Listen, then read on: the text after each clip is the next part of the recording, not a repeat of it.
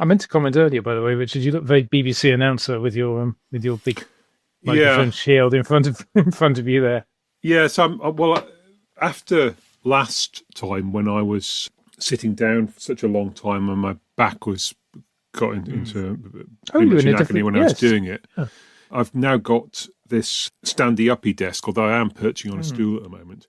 But yeah, so everyone looks different. It's really disorientating. It's been revolutionised. So are you in the same?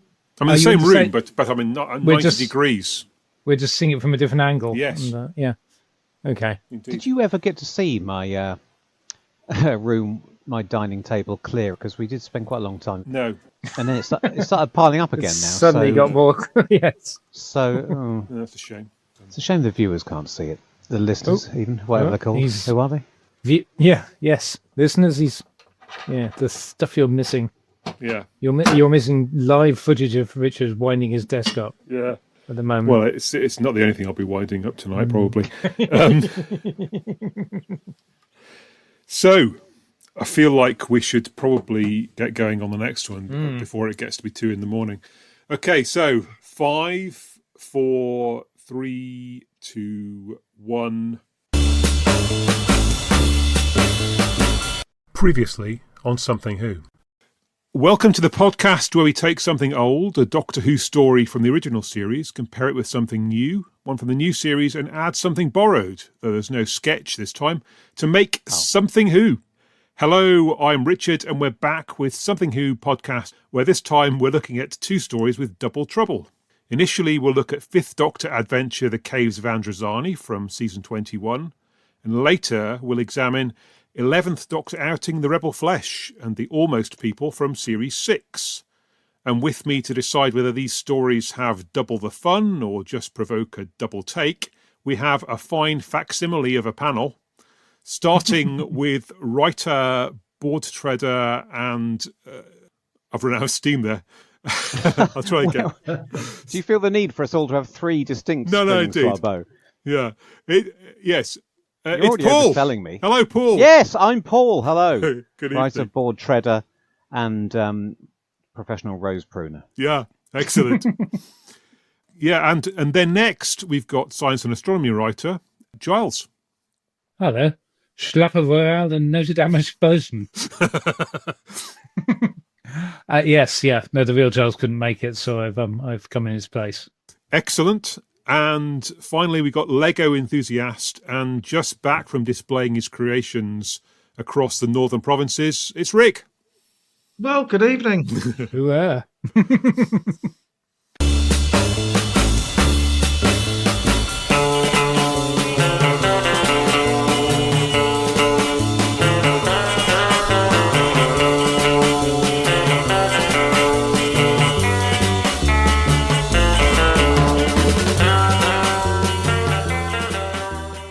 So on with The Rebel Flesh and The Almost People, written by Matthew Graham of Life on Mars, but also Fear Her fame, and directed by Julian Simpson.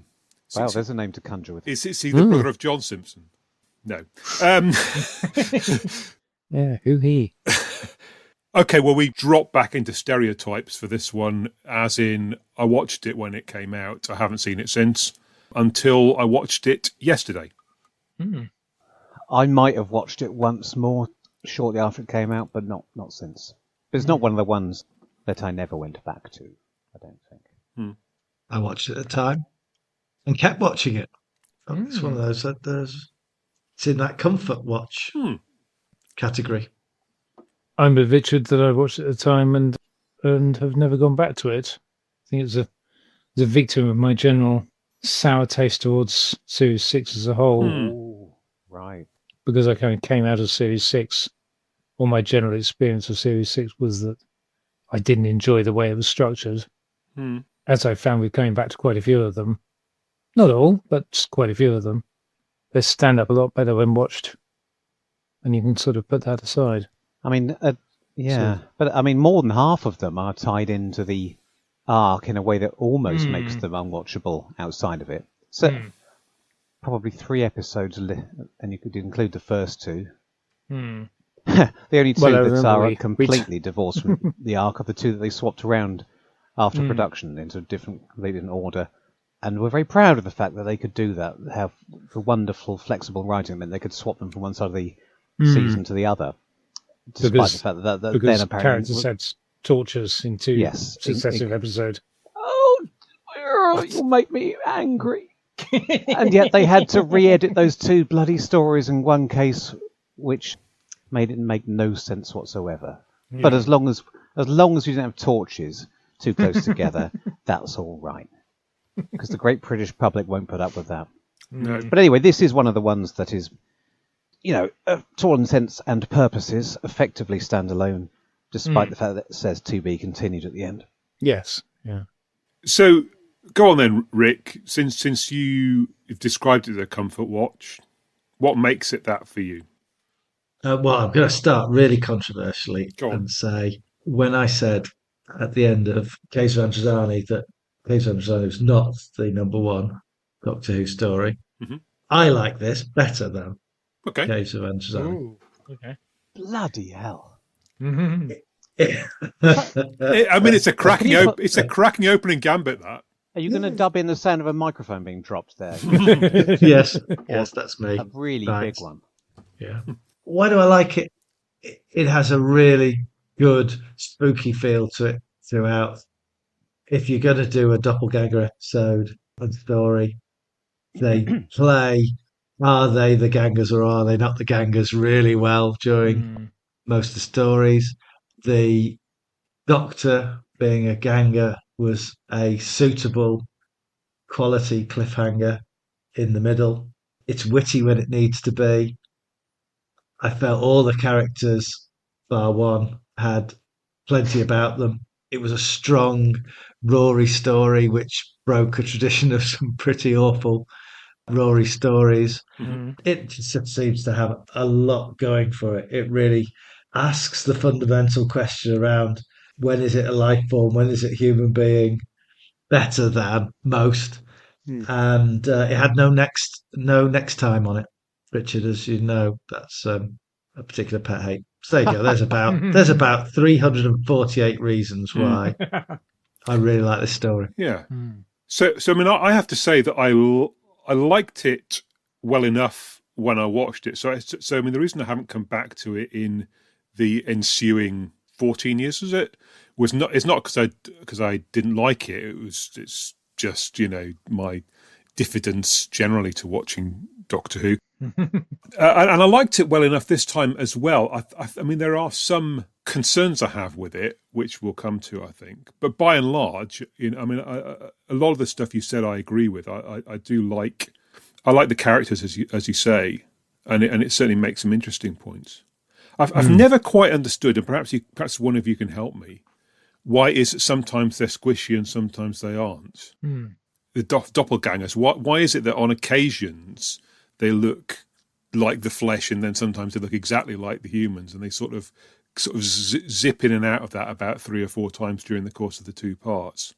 Do you want an in-universe explanation or a television production explanation? Well, I don't mind really. I think anything that helps to describe it would make me feel a little easier. Because I think the television production explanation is just that it's shorthand for helping the viewers to immediately know who's who, so they conveniently become squishy versions when there's a risk that anyone watching might be confused about, might be coming into something not being certain. Same as they generally keep the gangers in the spacesuit in the it tends to be one or the other. Acid suits. Yeah. When it seems them all together, they generally either have the suits on or the pancake batter faces. Yeah. But I mean, is there an in-universe explanation for why they vary between the two?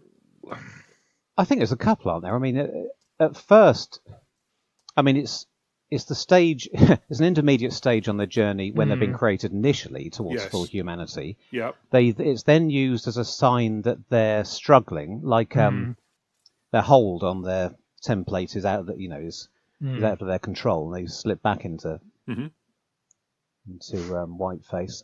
And then additionally, once it's under their control, they sometimes do it, as Giles said, mostly just to remind us and to make it more visually interesting. And yeah, I'm feeling easier about it, if only because I don't feel like I've been stupid now in terms of I didn't understand something fundamental to the story. There's a bit in one of the... There are a bunch of different reasons why it happens. Yeah, I think so. Yeah. I think, and sometimes in the second episode, they almost relapse into their natural state just as a point of pride to remind themselves that they're not human. Yeah. Yeah, I think that's certainly the case with Jennifer. Yes. It's the proud to be flesh element to it. Flesh pride. Yep. Also, oh God, what's going on with the acid? So there's a lot of acid in the monastery. Yeah. And they're moving it from the monastery to somewhere else for reasons which are to do with some company or other. Yeah. But I mean, do we know why, what, and if it's losing its potency, as they described at the start? Do they? It's down. Potency's down, yeah. It's not far enough down, though, to stop lots of people ending up being... Visually, it's a bit confused because it feels like it should be more sort of alien kind of heavy industrial look, and there should be lots of robot ships flying around, huge vats of acid being loaded onto spaceships and taken away, and with sort of alien-esque Blade Runner kind of feel, instead of just a handful of people, which I suppose is more like a sort of oil rig ambience. I don't want to get onto this. I feel like I've started carping a bit too soon. Sorry about that, but you have. There were just clearly gnawing away at you. Yeah, like the acid. That does bring me on to something I wanted to say, so maybe I'll say it now. Go on.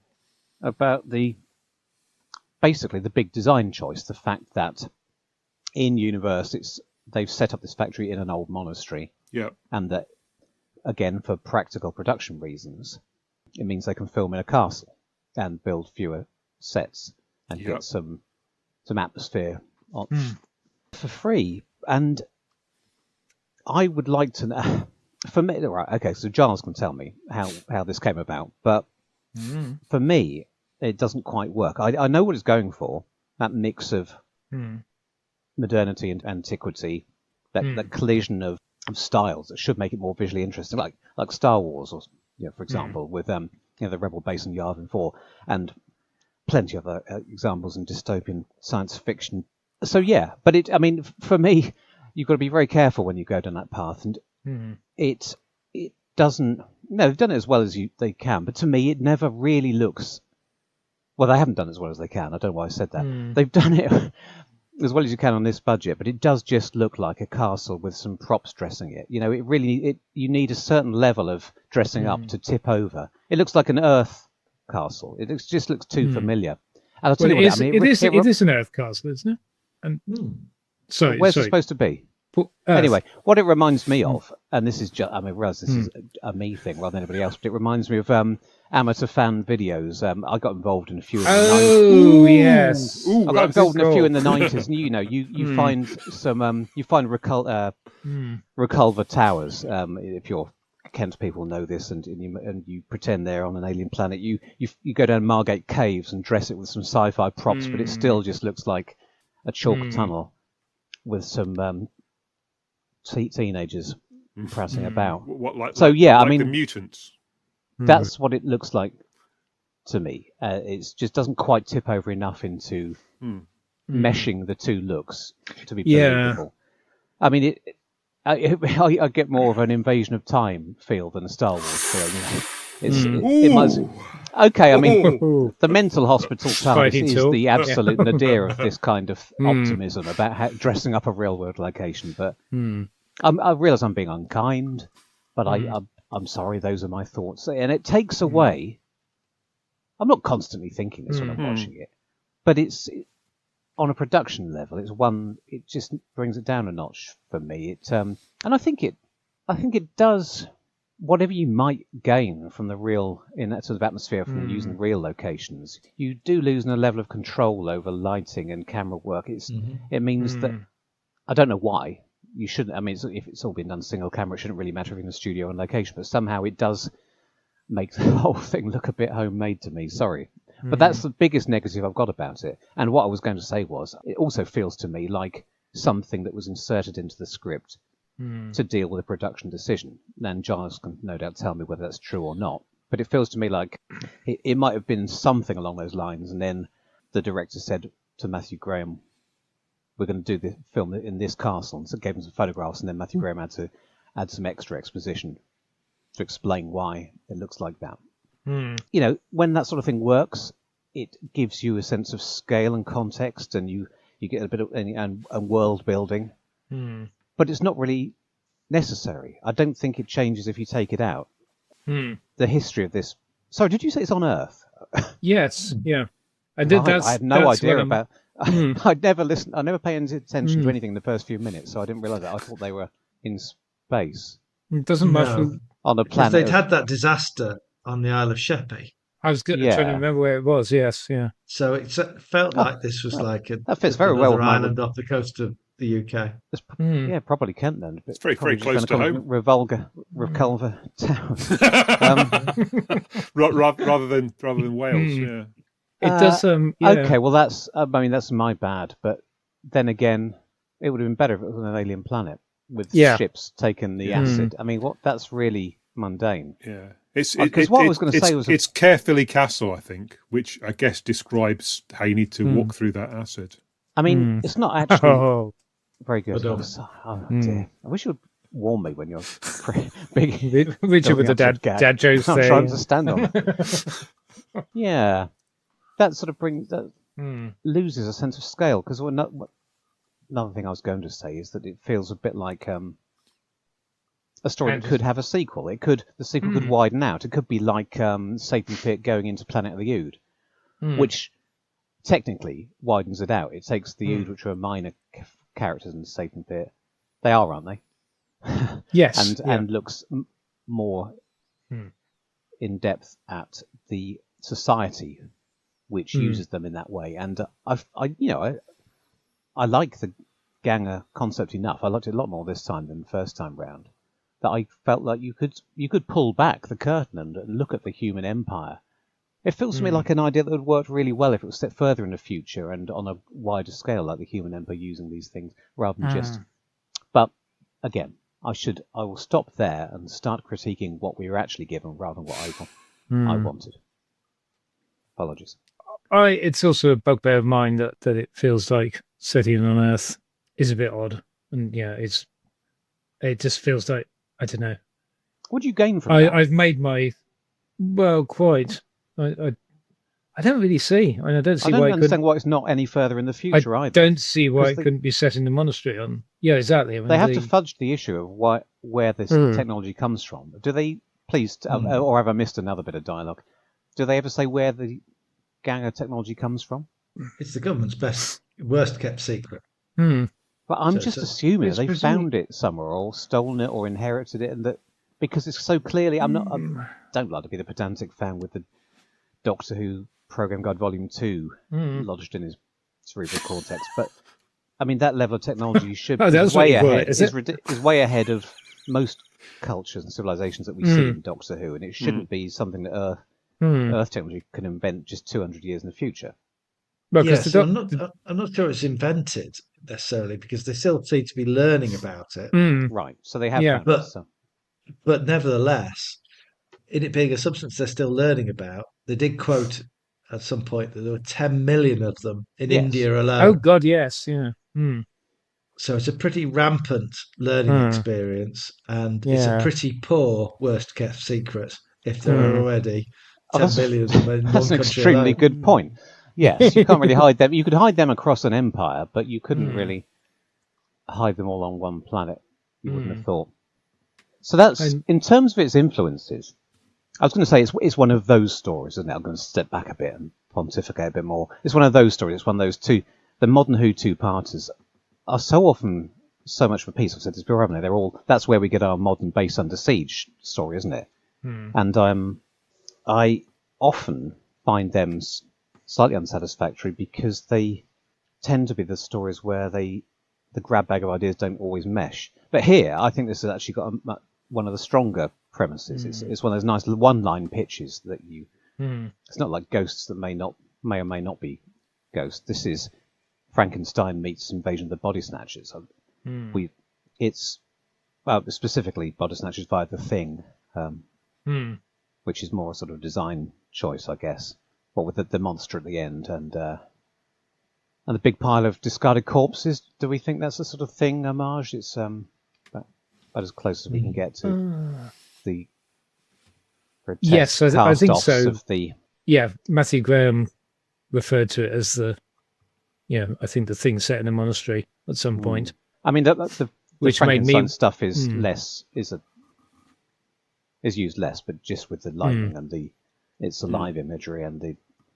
Yes, but the philosophical side of the Frankenstein thing is there loud, and it's the actual discussion of the actual Frankenstein thesis, as it were, the monster thesis, as opposed to the Hollywood version.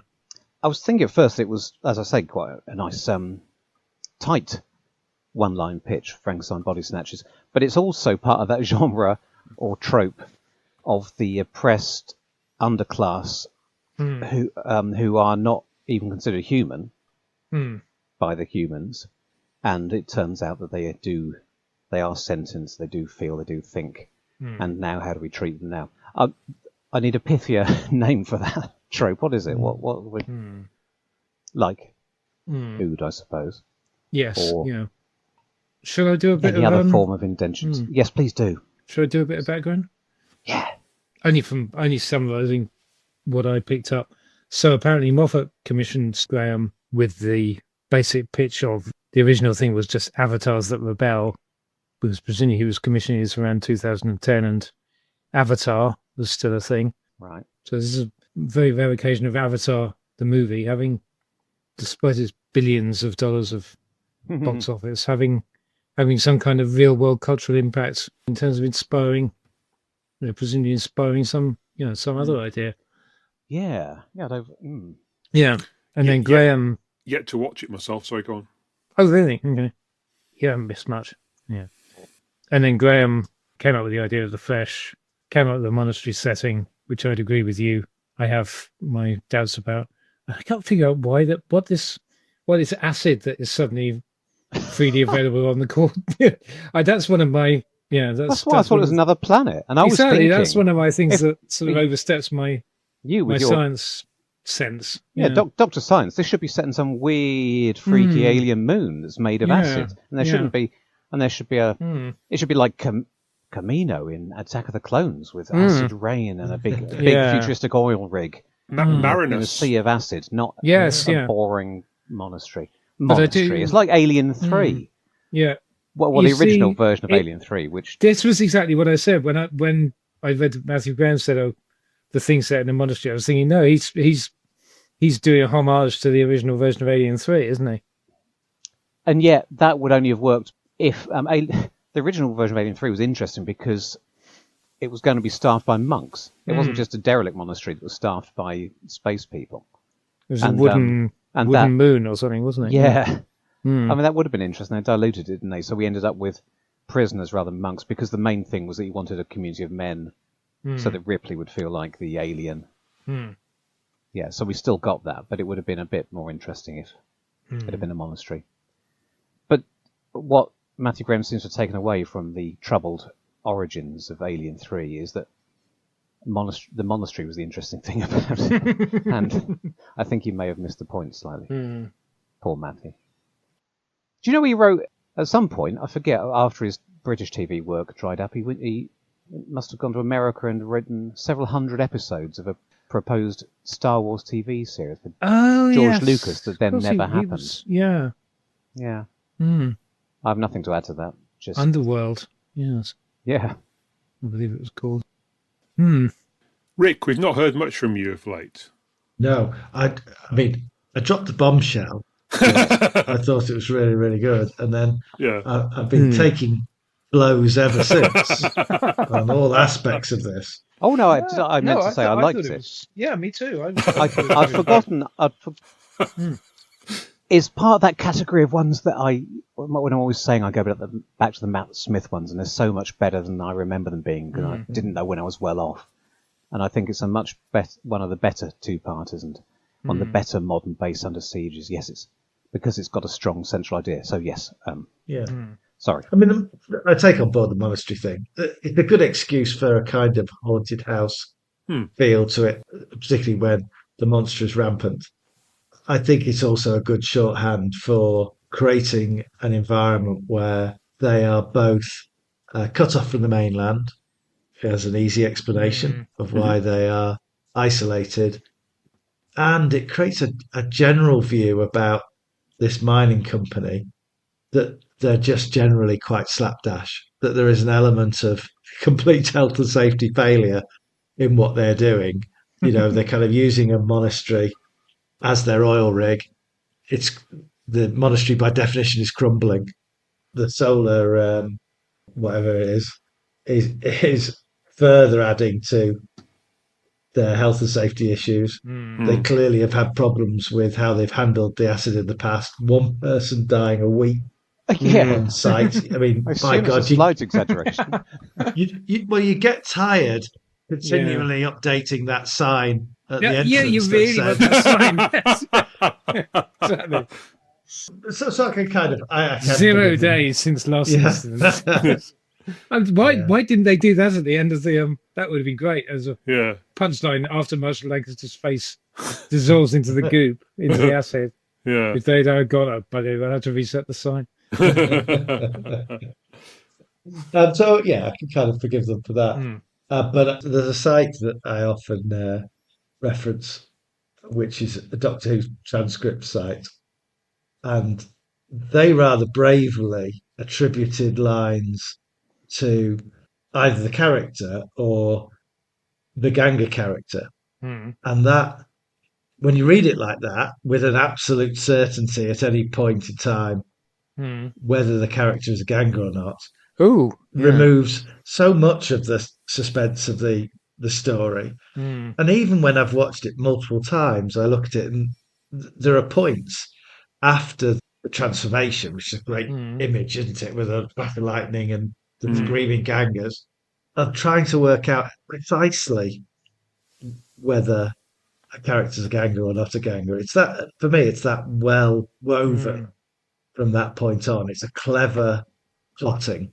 And then they throw in the kind of curveball of there were three Jennifers in effect in the process. And again, I'd doff my cap to the cleverness of that. I think it's my favourite bit, because as we were saying with Androzani, you can choose how much you want to do with the suspense of not knowing who's the real, but it's normally an A or B choice, isn't it? And to throw in the third option is nicely unexpected. Sorry, I didn't mean to interrupt, but I did think that could have opened up an interesting philosophical argument, because Ganga Gen A creates and uses and kills Ganga Gen B, and now they could have a whole discussion about what the hypocrisy of their argument. Maybe that didn't need to be stated, but this is a children's program, so it probably could have been. Anyway, I think this is a hot topic, though, and it's worth dwelling on, because there is the hypocrisy of that, or potentially the disregard for the non-lightning struck Flash that is becoming absolutely human from the created third Jennifer, who is simply the Moss Jennifer. Then there is the Doctor, who, having spent much of the episode trying to coach Amy into viewing, and others into viewing both Doctors as being the genuine article. There's not, in a heartbeat, there's not a consideration of which Doctor is going to stay behind to sacrifice themselves. And then, slightly more forgivably, there is the Moss Amy, who everyone is more than happy to turn into yogurt as the episode cliffhanger. So, as much as I admire it for asking some pretty significant questions around the rights of people becoming human throughout most of the episode. At the end, it does kind of undermine itself a little with a few throwaway sacrifices. Yes. Yeah, that's one of my least favourite aspects of it. You'll hopefully remember, and if you don't, I obviously haven't mentioned it as much as I thought I had, but how much I dislike contrived and gratuitous self-sacrifices. So, I mean, this one, I did wonder if I should give it a point for avoiding the obvious solution, which is that the character who's already dying should be the one to say, well, I've got nothing to live for anyway, let me sacrifice myself. That would be a bit pat. So I suppose it's better than having that. But and it all does seem a bit neat. I can start to see the gears turning as it tries to maneuver into its ultimate end game, which is one of each character. Yes. Yeah. Apart from Jennifer. None of some. We carelessly lose all three of her. Yeah, but why? What's the problem with having two of any of them? Yes, anyway, it's clearly trying to bring that about towards the end, which removes the drama and jeopardy and stakes for me, because I can see the writer trying to make sure, I've only got a few minutes left, I've got to make sure I end up with this, let me give my position. dig in now, like one of each character and one of Dickin. Dickin, is that the name of the character? The person on screen. I don't dignify it with the character. Is that the one who barely says anything apart from sneezing? Exactly. And then sacrifices himself at the end. It's just weird that one of the things I liked most about this was that I felt like everyone was, like they were all very well drawn and well acted characters, and then you have this complete non-entity. And if anything, after you've just said that, it suddenly occurs to me that if anything, the one clever thing you could have done with that would have been that he's the one that too survived. So that could have been his unique thing, and then that could have blown the tiny minds of. That could have been like the big reveal to the unseen press corps, or whatever. The fact that these things are they're people. Here's him, and here's the progenitor version, not walking around or not stuck inside a whatever they call the rig thing that they think they have to be in order for these things to operate. That could have been quite a good. That's why I still think there's room for a sequel. There's more room for more exploration of this world. I think they're visually interesting. Their origins are still mysterious, and there's and although we've seen this before, this philosophical discussion about what makes a being sentient or alive or deserving the same rights, is done well, and I think there's more room to. It does come and go a bit. I was going to mention. I mentioned earlier the one of the scenes that seems to me to owe a bit to the thing. It's when they come across the dump, the pile of mutated gang of corpses that have been left there, and that stuck out a bit for me. It was. I wasn't sure it was there for shock value or to. I mean, obviously, it gives a bit of extra weight to Rory's crusade, but I just thought it was a bit implausible on a technical level. I mean, it does kind of fit in with the attitude that we've already established about the humans, the flesh. That it was right from the beginning. We know that they don't think of them as real. They don't. They know, in inverted commas, that they don't have any feelings in the sensory sense, but. It just seems gratuitous. It seems implausible because why would you just chuck them into a corner? I mean, there would be some more efficient way of getting rid of them. Well, it doesn't feel very... it's insanitary. Yeah. It's going to attract rats. And don't you want to reuse the goop, or is there an infinite supply of it? Well, I mean, capitalism, you never throw anything away, do you? Yeah. You possibly reuse it. I thought the whole point... We don't... We see the one accidentally fall into the acid at the beginning, but we don't... And we know they die in accidents, but we don't ever see one being returned to the original pool, do we? To be reused. It's something we can imagine that they do. But it would be nice to have that spelled out. And really, I just ultimately thought that scene smacked of being a late addition for some reason, whether possibly just to add extra, impetus to Rory's story. But they play on that grotesque quite a lot, though, don't they? It's not just that, which I agree with you, Paul. I think it's played to be visually impactful without a great deal of logic about it. But equally, there are moments when Jennifer starts to contort at various points during the story that very much play on the grotesque, and the eyes in the stone wall, which have really no explanation except to go, oh, that's icky. Yeah. Well, they felt a bit Moffatty to me, but I'm prepared to believe that they were. Does she? I'm trying to remember because is it my recollection? Name. Feel free to correct me. I think all the stuff with Jennifer talking about the eyes to the other gangers, yes, is in episode 1, isn't it? Like the fact that the eyes are the last thing to go, and I can't remember whether that is actually played off in when you see Marshall Lancaster dissolving at the start.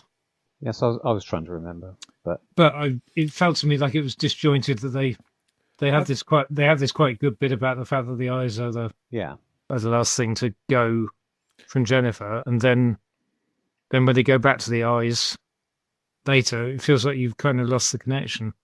She just made some offhand comment, but doesn't. I think it's about 10 minutes into part 2, that line. Okay, right. Maybe it's just me then watching this one in a very disjointed way for real world reasons. I think there's a version of this where either it's longer and they need more to pad it out, or they've got a bigger budget where they make use of those mutant discarded bodies, and they could come to life and become part of the peril rather than just something we walk past on the tour. Yeah. But building on that in terms of sequel potential is you see the Doctor and Cleves turn to yogurt at the end. There's the clear understanding that the monastery is going to blow up. But there is that philosophical question again about, well, the flesh remembers, it can reform, it has the pattern of the Doctor within its goo, and this idea that, it could recreate that Doctor at any potential point in the future. But is this just one of the teasers for who is the Doctor that died at Silencio? Is this just keeping the option open for that? Well, Amy is explicit on that, isn't she, Giles? Yes, yeah. At one point. Something I forgot to say earlier, you were talking about, Rick, about the fact that the gangs are treated in a variety of different ways by the script itself rather than by the viewpoints of the characters, and Amy at the end is treated a bit more callously than we might expect. I'm fairly sure that's just because that's what Moffat wanted to add to link into his next story, and it feels like a classic example to me of not just a difference between Matthew Graham and Stephen Moffat intellectually, but he's just latched onto the gimmick and thought, oh, I know how I can use this, and hasn't given much thought to whether or not it undermines the entire point of the story that Matthew Graham's just told. Yes. Yeah. Do we Which get I suppose comes with comes from the fact that it was that if Moffat came up with, okay, this is the solution to what's going on with Amy, that she's some kind of avatar, and then just that was his solution. So he ignore the fact that do we get a melting baby in the next episode? We do. Right. Yes, that's even more unpleasant. Yeah, I still can't quite believe they got away with that. Baby Melody turns well, to I goop don't think they did. Amy's arms. I don't think they did get away. Did they not? Were there letters? Well, there were certainly opinions. Ricky, I think we cut you off. All I was going to say was, as much as we are praising this as a good Matthew Graham script, it does feel so Stephen Moffat-y. Well, yeah. And in truth, there are lots of things which are more subtly than many Moffat story arcs. There's a lot that is subtly woven into this story that gets payoffs later in the season, where I just wonder just how strongly Moffat influenced, wrote in, or whatever, the script. It's just so cute about like you say, the potential that the Ganga Doctor is the one that's killed at Lake Silencio, the ability for them to have answered questions they seeded sometime before about whether Amy was really Amy, whether Amy was really pregnant. That's been running for a couple of stories by that point in time. It just weaves effortlessly, I think, into the script, which is why it's not obtrusive when you watch it out of context so much. It's just cleverly done.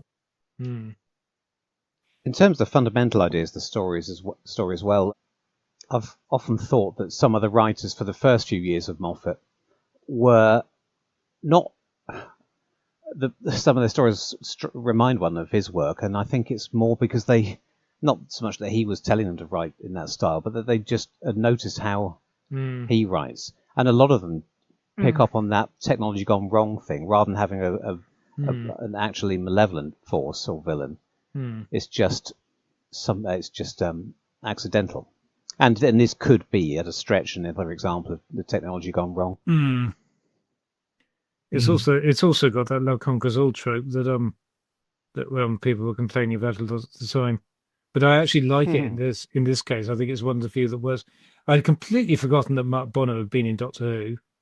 He's one of those actors that I always think, oh, there's Mark Bonner. Why hasn't he been in Doctor Who yet?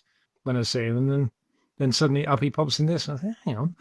But I did quite like that thing, that whole resolution, and that's what makes Ganger version of whatever his character is called have a sudden change of heart. Is he a single father, his character?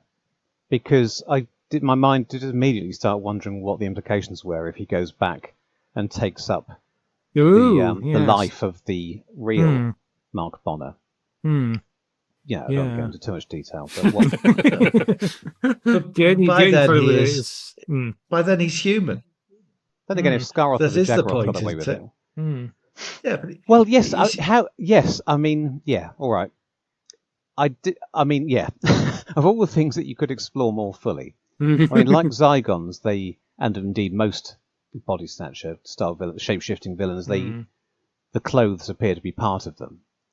So presumably at night he would just retract the clothes before bed and then grow them again in the morning. Well, maybe you could take them off. I don't know. Maybe where they can divide their cells and maybe leave part of him over the back of the chair. But where was I going with this? I mean, I think you were telling us that you weren't going to go into it, and then you decided to go into it. How human are they? The computer can tell the difference between Ganger and non-human. And human. Yeah, the storm has hardwired them. Yes. So if they were in the storm and got hit, then the human element of them is human. The clothes element of them are clothes. They can pull just to titillate you late at night, remove their clothes like humans.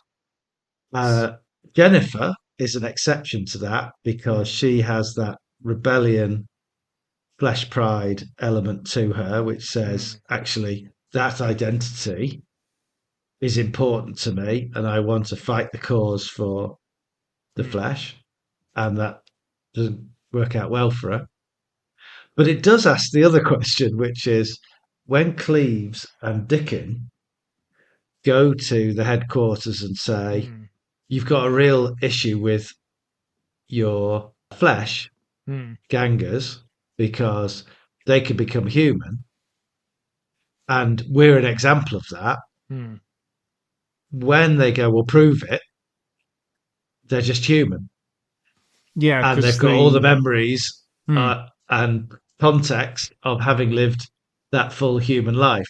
So that's a difficult sell for the two of them. You see, this is why headquarters. Yeah, because there's the magic thing with, and this is what, because there's the thing, the Doctor gets a line in the TARDIS at the end, which possibly resolves Paul's issue, because the Doctor says, the energy for the TARDIS will stabilize the gangers for good. They're people now, so that could explain, maybe resolve give them removable clothes magically. I wish I'd fixated on that. On it. Archangel. I think I fixated on something too specific.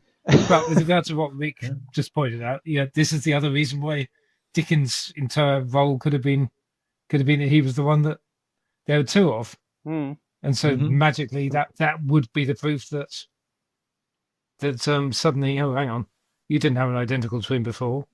So this must be a ganger This- that's become human. Well, they know that they know that they can look 100% human and do all the things humans do. So I'm just asking, what else has changed?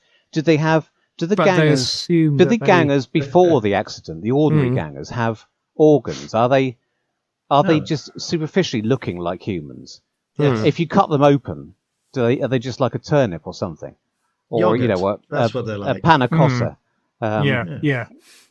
That's the assumption, and Right. they have to be And controlled so by when the they stabilize, people in the rigs. are they? Do we just mean stabilize as in they can't change shape and they can't deliberately change shape and they won't accidentally change shape? They're just fixed in that. Or do we mean that they have now changed on a cellular level to be identical to humans? They've got organs inside, and I mean, I know it doesn't matter, but it's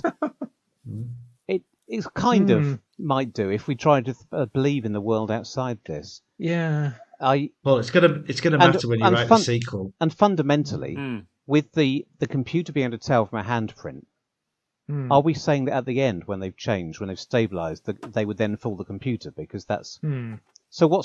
I think so. But into episode 2, and is what's his face going to age the same at a normal human rate and then die in sort of 30 years' time? Yeah. Yes, because he has, for all intents and purposes, human cells, and they will, erode over time. I'm not complaining. I think that the amount of information we get on how it all works is enough to make it more interesting than the average pseudoscience story. But a little bit more. I mean, you could add to it in a way that doesn't take them down the Weeping Angel path, where they become slightly less interesting, more complicated. You make them anyway. Whatever. Maybe it's been done. Maybe the Zygon stories a few years later did it, and we don't need to. But yeah, I mean, we've often said when we've been looking at the new series that 45 minutes seems quite rushed to tell a story, and yet quite a lot of the stories that do have 2 episodes are quite different in their 2 episodes. So this is a good opportunity, I suppose, to have a story that is about the same length as a traditional 4-parter and not trying to do anything different from what a traditional 4-parter would do. How do we feel that works in the frame of the new series? I don't know. It's a bit like, but it's maybe more like season 22, isn't it? Because it's 2 45-minuters specifically. I didn't really look at how. Yeah, should have had an eye on the clock and what happened at the halfway marks and whether it was actually written that way. It feels well paced to me. It feels like there's enough to fill up the space and enough incident. Any There's story enough that ideas doesn't in there keep to the fill Doctor up and his the- companions off in the TARDIS for the first 25 minutes is better paced than a season 22 story. So That's Yeah. true. it's quite a low bar. So it's more like Resurrection of the Daleks then, I suppose. Well, it's funny you should mention that because it starts with one of my least favourite things that should have been left in the 80s, the TARDIS going out of control and zooming towards a crash landing. I can't free the TARDIS from the time corridor, just to create a bit of completely Random contrived, peril. unnecessary action early on. And that doesn't pay off, does it? I mean, it does, but it's quite funny, the fact that they build up to the fever pitch of we're going to crash and then it just lands gently. And the Doctor has quite a funny line. Well, you're led to believe the TARDIS has been knocked off course, but in fact it's gone exactly where the Doctor intended to go anyway, because he's somehow figured out. Indeed. So what and is I all don't that think about? I don't think we've had any previous thing. I mean, we see him looking at the scan with Schrodinger's pregnancy, but the previous episode is the Doctor's wife, and I don't think that gives him any clues to what's going on with Amy. So No, it underlines the sentience. I don't realise I think they changed the running order, didn't they, of the episodes quite late on. But the benefit of having the Doctor's wife immediately before is it reaffirms the concept of the TARDIS being sentient and the Taking notion it where that it needs to go. Yeah. Yes, and so I almost felt in a kind of contriving canon kind of a way. In my head, the TARDIS is saying, actually, Doctor, no, you're not going to drop Amy and Rory off. They're going to experience this firsthand as well. Yeah. I'm going to whisk you off to the monastery. Yeah. But I think that's entirely in my head rather than anybody else's. Yeah, don't worry. I was looking at the Solar Storm and rolling my eyes in the same way as I do at the one in Directs in Manhattan. Yeah, thinking, And yeah, I mean, that's yet another vote in favour of there being a wider universe that we could explore, because the Doctor knows of the gangers, right, before the story starts. Yes. And he wants to see them at an early point. So never mind them being spread, spatially, as I was proposing. Clearly they go on to play a big part in galactic history in the future. So there is an justification for showing us that again. I want more gangers. I never thought I'd say that. When I woke up this morning, I didn't think that's what I was going to be saying by the end of the day. In terms of homages to classic series stuff, it does feel a bit, although it feels like there's enough, like it's for me, it's the philosophical debate stuff that I got most out of on this. I did feel that there's definitely some fairly clunky contrivance in getting all the characters split, all of our three leads split off on their own for large chunks of things, like, Amy, especially Amy going off in search of Rory in episode 1. Felt like that's completely just randomly there's a wander off on her own by nobody else paying attention. Yeah, and I'm not a fan of Monster Jennifer. That feels like gratuitous. It's a Doctor Who story. We've got to have a monster with it in the same way as the Magma Beast does. So it feels like a bit that's not aged well as well. Yeah, it gives me bad flashbacks to the Lazarus Experiment. To be honest, and I think there's nothing in this that actually required her to turn into a physical monster. She would, she could quite easily have done more or less with very little rewriting. If you can't go all the way visually towards The Thing, 1982, then you might as well not step down that path, because you've got to really be freaky and unpleasant. Yeah, I suppose that's the other. Yeah, if they were homaging that, then yeah. I didn't. I'm sure you're right about the contrivance to get splitting the Doctor and his companions up, but I was thinking the opposite. What it reminded me was how much I liked. Well, as a reminder, not sure I've actually thought about it. It did seem quite an advantage having two companions, especially two who had a relationship with each other. Yeah. Because one of the problems I have with normal Doctor Who nowadays is that we either get the Doctor and his companions sticking like limpets to each other throughout the entire story, which can reduce the amount of space you can devote to your guest characters, or of course the occasion, the less common fix for that, which is where a writer falls in love with their guest character and the companion, and the Doctor goes off with them, leaving the companion twiddling their thumbs. Yes. It managed to avoid. It means you've got more pairings and well, it's nice. More possibilities. The whole playing off, putting the boot on the other foot for Rory, in terms of the having a pseudo romantic interest that can pique Amy's jealousy a bit, or just seeing how she reacts to that. That's nice, and the fact that he has good motivation for it lets him become quite an advocate for the Fresh. It just felt like that. Yeah, it's that particular bit in episode 1 where it just felt like, okay, we need Amy on her own. We can't really find any way of doing this other than for everyone to be looking the other way. Yeah, I like the fact that they signpost it in a witty way by Rory saying to Jennifer, first rule of being with the Doctor is not to go wandering off on your own. And then that's pretty much what happens continually throughout the episode. Yeah. They need, in many ways, Amy to be next to the Doctor continually, because she is the view of whether the Doctor can be duplicated and also be the Doctor. And it gives that space, as I said at the start, for Rory to have a decent episode. I just simply can't think of another episode where he contributes as much to the story as he does in this one. I mean, it's nice, I suppose, that Ganger Amy is as prejudiced against the gangers because she doesn't realise she's a ganger as the humans are. So that's an interesting one. I mean, what do we think about how the regulars get on? You've got Matt Smith, I suppose, playing against himself a bit. You've got, Amy having strong emotions. Rory's got a chance to chase a different character. Yeah, there's certainly some interesting stuff for them to do. he has great fun. Matt Smith acting to himself, doesn't he? And I imagine that's not easy to do as an actor. Yeah. That was a light-hearted sequence that acts as a contrast to the general grimness and grotesqueness that they try to wring out of other parts of the story. Yeah.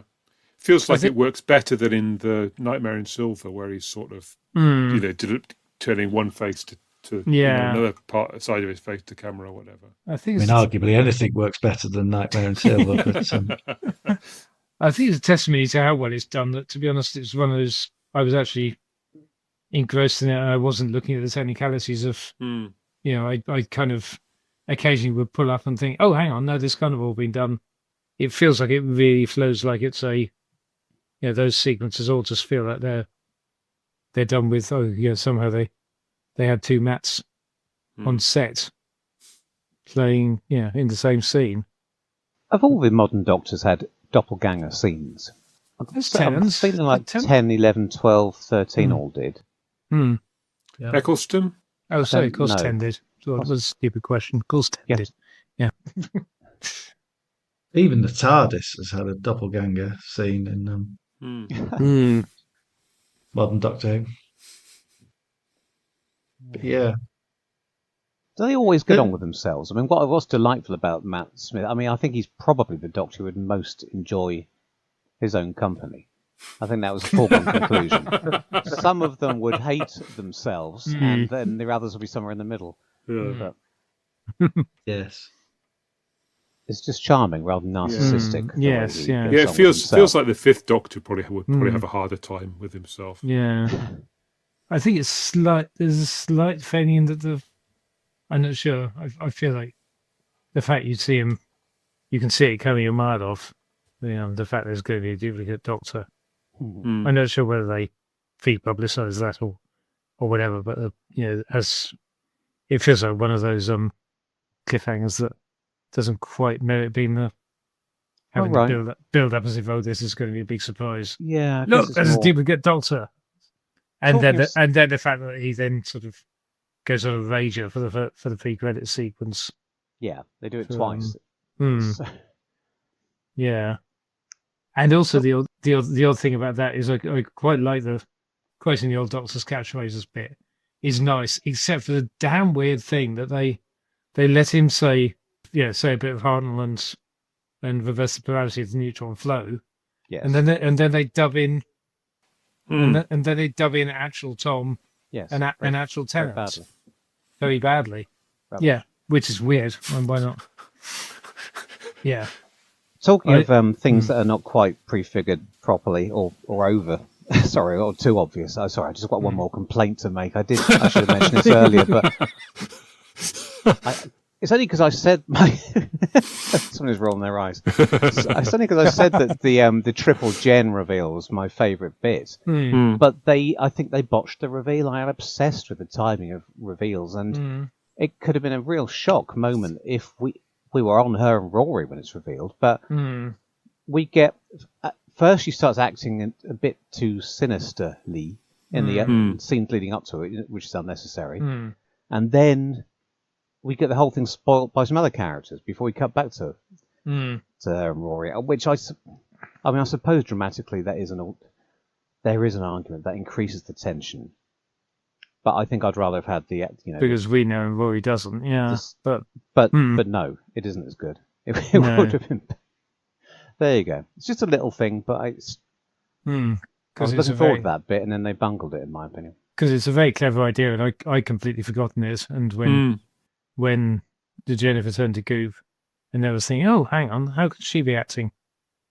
How come she's now acting weird? Indeed. Is there something?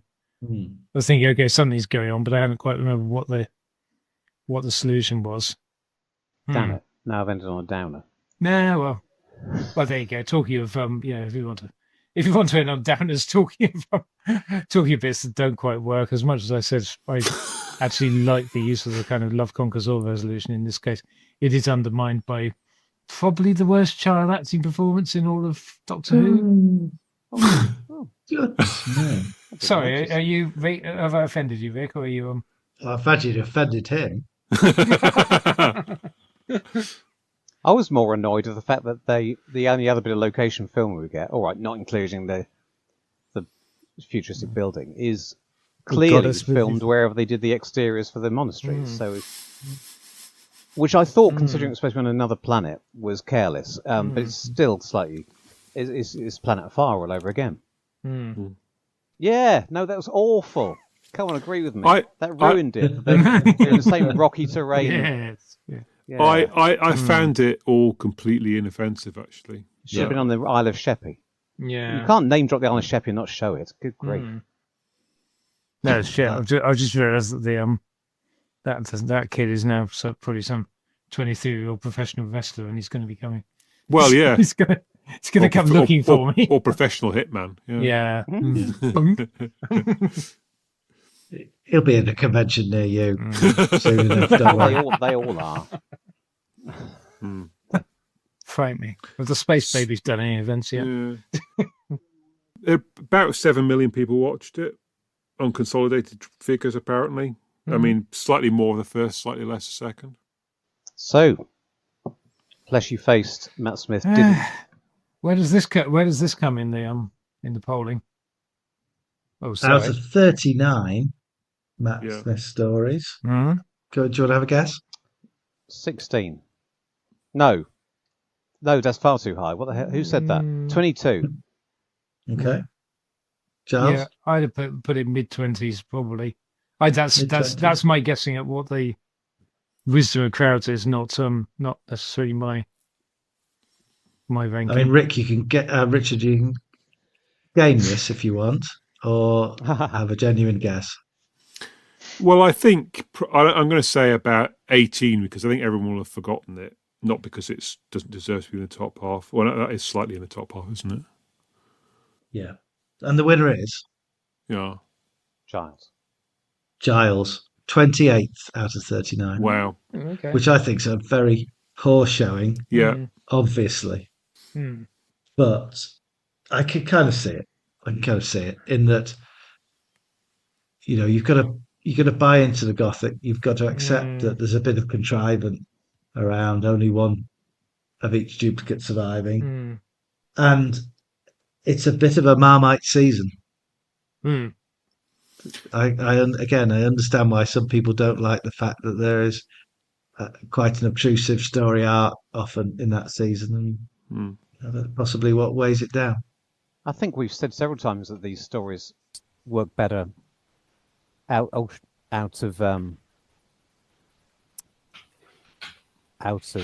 sorry, my context maybe. Yeah, no, something's happened on my computer. I'll just are you recording this? Yeah. Right. Yeah. My Audacity says the disk is full.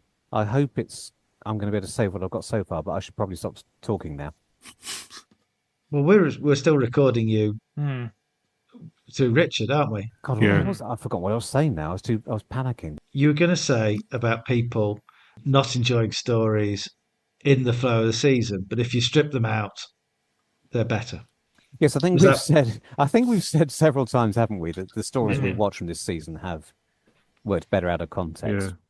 But I think that's because we've watched the ones that do work out of context, and we've kind of made a rod for our back because we've got all the high concept ones to come, including that impenetrable final episode. But yeah, as a rule of thumb, it's worked for me so far. Good.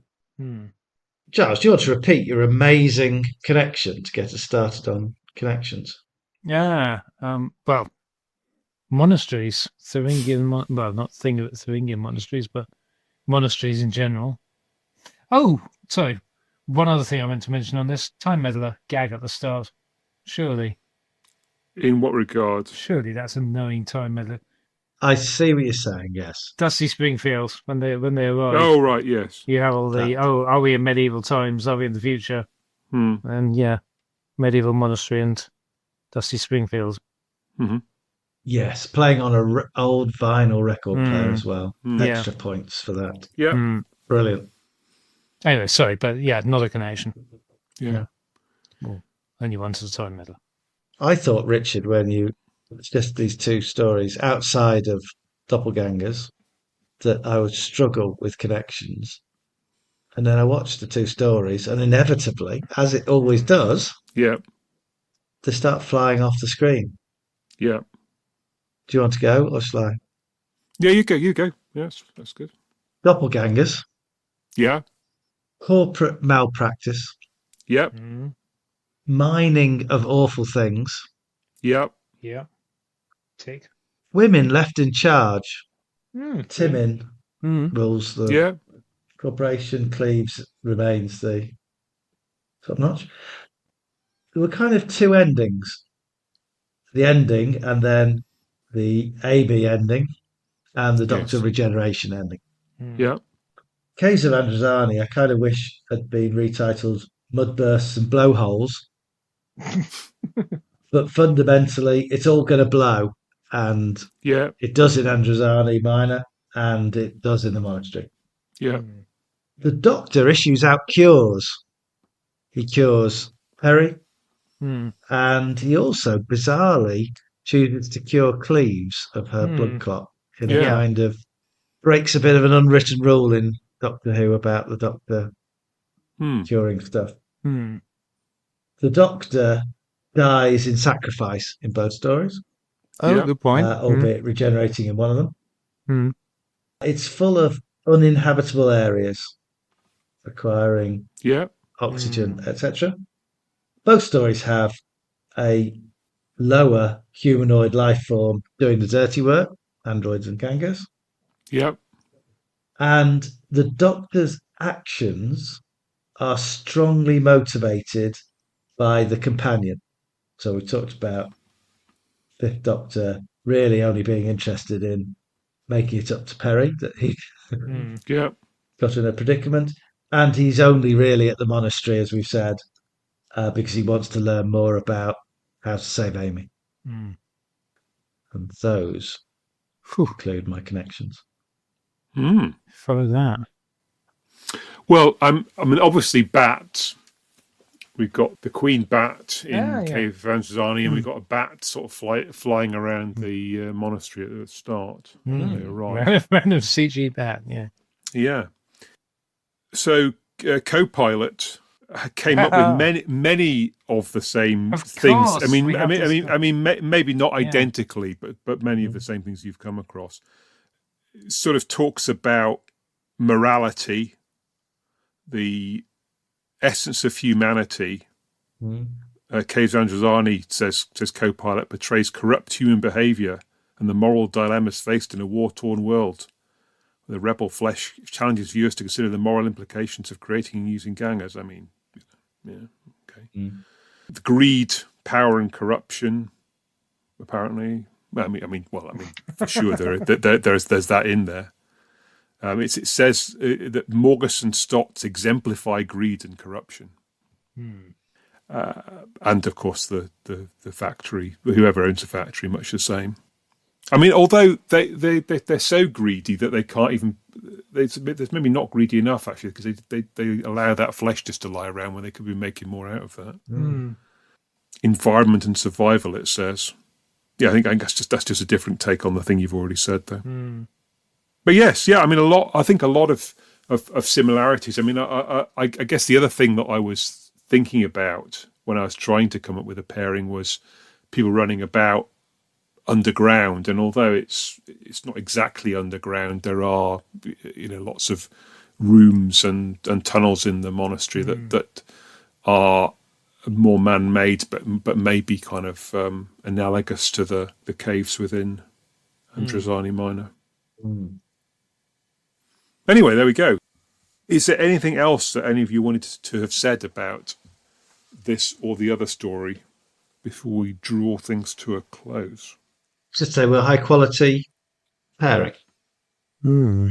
I genuinely, I may have said this a couple of times, over good stories. If you told me to sit down and watch these two stories again tomorrow, more than happy to do so. Yes. Yeah, I mean, I think I came away from it with a feeling that the story that I had always thought was good was still good, and the story that I'd completely forgotten about really was pretty good. Some of those qualifiers notwithstanding. Super. Hooray for Doctor Who. Yeah. Hooray for Doctor Who.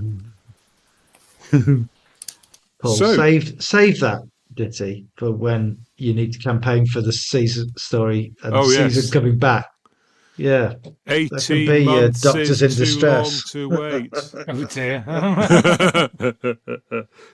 Bring back Nshooty, don't hesitate. Okay. Look, thanks for listening. He's gone, mate. Save your breath. Thanks for listening to Something Who. If you've enjoyed this episode, please subscribe, rate and review our podcast. And please let us know what you liked about it. And if you check out our feed, there's many others that you can listen to while you're waiting for the next one to land, which we hope won't be too far away. If you like Something Who, please tell your friends, your family, your colleagues, your neighbours, smugglers, industrialists or doppelgangers. But if you hate us, don't tell a soul. We aim to make new Something Who recordings about once a month. It's about 6 weeks, I think, since we did the last one. It's just a fun thing we do in our spare time, though, so please be patient with us when inevitably it takes a bit longer. But we do hope to be back soon with more thoughts on Doctor Who, old and new, and maybe contributors old and new as well. We'll have to see about that. But yeah, thanks all of you for joining me this evening and having an entertaining chat about 2 Doctor Who stories. It's been fun. Lovely. Yeah, enjoyed it. Yeah. Oh, and buy my audio book. It's still available. If you read it had a really good review in Doctor Who magazine, and if you read that and didn't buy it, then you must want your head examined. It's still available because it's a download, and they'll never run out. What's it called again, Paul? Well, thank you for asking, Giles. It's called Doctor Who - The Lord of Misrule, and it stars Tom. No, it doesn't. It stars John Coleshaw as everybody. It's 60,000 words long and takes 7.5 hours to listen to. Never mind the quality, feel the width. Feel the width. Lovely. Lovely. Hurrah.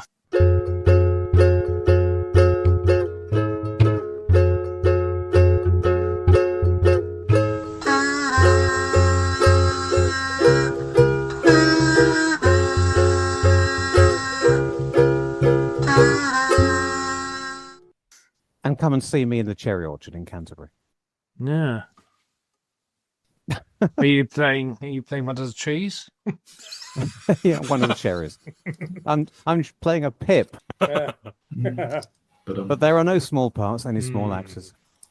And you have to be a small actor to play a cherry pip. I hope you're still recording. This is brilliant. Yeah, absolutely. Golden, mate. And if you're at the Riverside Studios or on the 8th of March, or if you were at the Riverside Studios on the 8th of March when you're listening to this months after the event, then, I hope we spoke. That's not just you, Paul, that's everybody listening. Although they probably aren't still listening by this stage. Indeed. Great. Okay, well, let's bring that recording to a halt.